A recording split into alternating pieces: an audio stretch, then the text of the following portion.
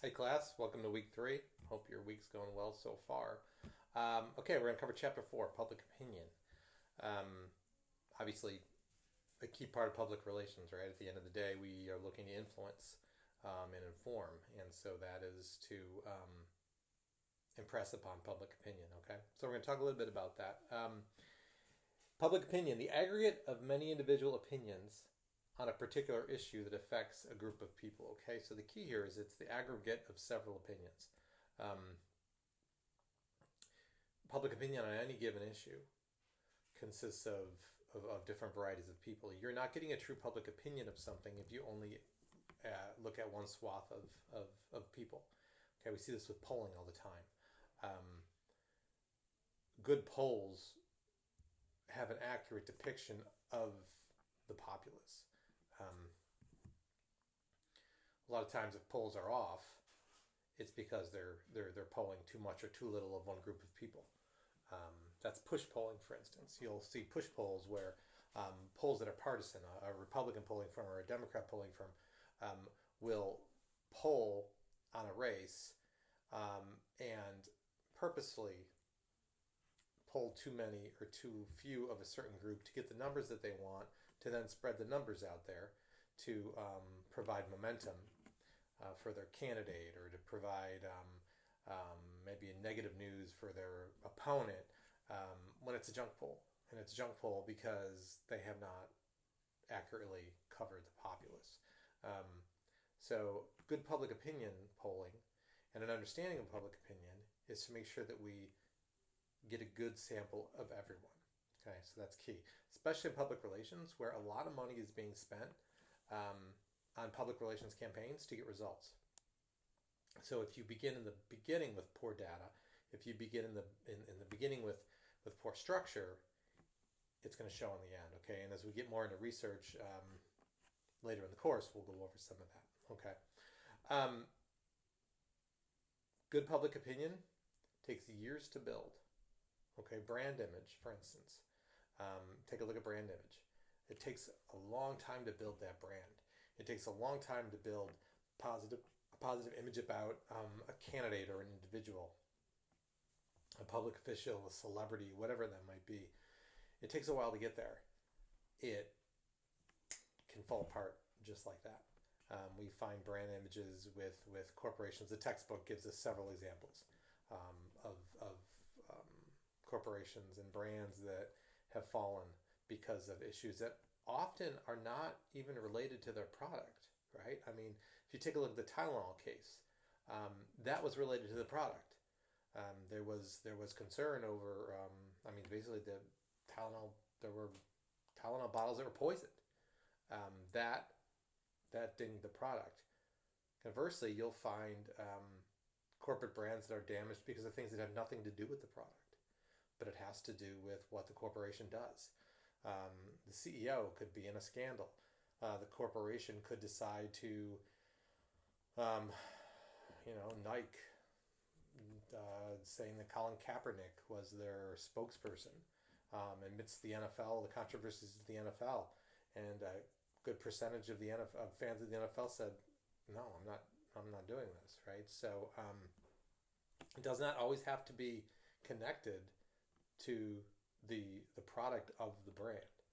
Um, when corporations decide to enter into the public sphere, when we're talking about social justice issues or whatever that might be, they have decided to take a calculated risk. Um, there are a lot of people who will stop, myself included, will stop buying a brand because of something that is unrelated to their product. So, something to think about when looking at public relations. Okay. Um, the book uses the quote, which I like: the best public relations firm cannot build trust when reality is destroying it. Okay. Um, I don't want to make this entire class about President Trump, but there's so much there. um, Whether you like him or dislike him, let's all agree that there's a lot to talk about, right? So it's a perfect example. With the Trump administration over, uh, arguably looking back at the 4 years before COVID, there are a lot of bright spots. Right? Whether you like them or not, you cannot argue with the fact that unemployment was at historic lows. The stock market was at historic highs. We had peace treaties and foreign policy accomplishments that were taking place. ISIS was beat back quite a bit. We had tamed North Korea. A lot of good stuff coming out of those last 3 or 4 years. And whether you want to attribute the Congress or the president's staff or the president, irregardless, there was progress. Yet his behavior post-election arguably could very well tear all that down. And his legacy is probably not going to be based on any accomplishments. It's going to be based on how he went out, right? So I would suggest that would be an example of brands. Sitel gets into several of them, so I don't want to go too far into that, but I think you get what I'm talking about. Okay. And then we can talk about attitudes, public attitudes. Now, public attitudes and public opinion are different. They're similar in many, many, many ways, but in some ways they're different too. Public attitude is how the public approaches an issue. Okay, so public opinion is based upon our several different public attitudes of how we approach things. For instance, I work in Congress, and so we're always looking at constituency groups and how voters are going to feel about certain things. And so we can look at a piece of legislation that's coming before me, and I can say, okay, well, how are our environmental people going to feel about this? Well, we already know. We already know how our environmental people are going to feel about a certain thing because we know their attitudes. We know their perceptions. We know how they think, why they think it, how they react to things, because that's all predicated on their perceptions, which are predicated on their experiences. So the attitudes of a group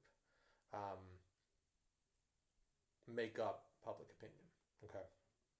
So again, a lot of it's closely knit, but there are some nuances there. So attitudes reflect perceptions, which are often based off of experiences. Okay, so it's important to see the difference there. The author refers to cognitive dissonance as one of the theories in communication, and that is actually a popular theory. It's a theory that's used quite a bit now. It's used in a lot of studies, and it's researched quite a bit now because it's pretty prevalent. Festinger looks at it, basically writes here in my notes, suggests the individuals tend to avoid information that is opposed to their own points of view and tend to seek out information that supports their positions. So there's a lot of theories that are similar to this. For instance, selective exposure is seeking out only that you agree with. Cognitive dissonance is doing that, but it's also completely discounting or misinterpreting something to fit your liking. Okay, a lot of these are very, very similar, but cognitive dissonance is very prevalent. It affects our attitudes, which of course affects our public opinion. What we choose to watch for news, right? So before social media, you had the major newscasts. I mean, I remember as a kid, there was NBC, CBS, and ABC. And there was Peter Jennings, there was Tom Brokaw, there was Diane Sawyer. There were the 6 or 7 main people that got on TV and read the news. And then, of course, you had your newspapers. And that was it. That was even before the era of talk radio and Rush Limbaugh and all that. So this was your news. The difference between NBC, CBS, and ABC was how the anchor made you feel, right? Oh, I like Dan Rather. Well, I like Tom Brokaw, right? I mean, so it's how they made you feel. It wasn't necessarily what they were telling you. Nowadays, it's very different. If you want to hear something that's going to be conservative, you're going to go to Fox. If you want to hear something that's liberal, you're going to go to all the other ones. So that's very common these days. Not necessarily a good thing.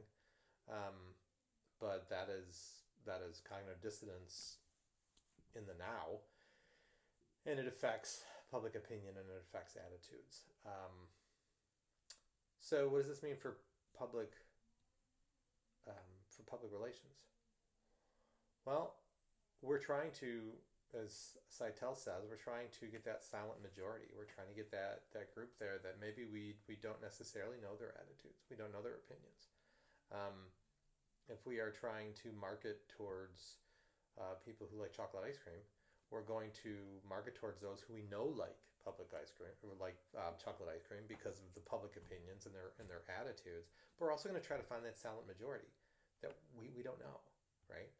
Um, so that is always the one of the goals is to find those groups and communicate to those groups.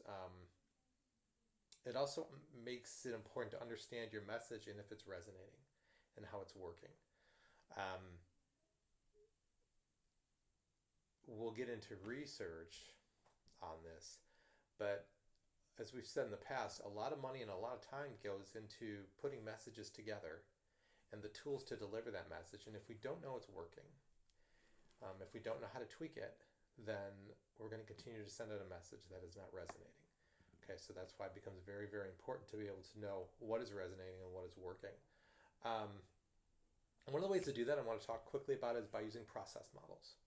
A process model is more, you may have heard these as input-output models, okay, where um, you input, then the output, you analyze the output to see how it's working, and then that allows you to tweak your next input, okay.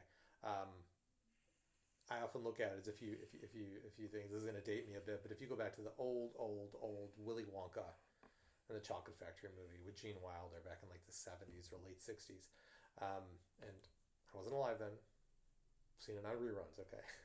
Um, there was a thing called the Amazing Gobstopper machine, and it was this giant machine, and Willy Wonka stood there at the end and pressed a button, and some sugar went through a little opening, and then the machine shook and made all this noise, and smoke came out, and there was all kinds of rattling, and this giant machine, and at the other end, finally a conveyor belt comes out, and it's a tiny little piece of candy.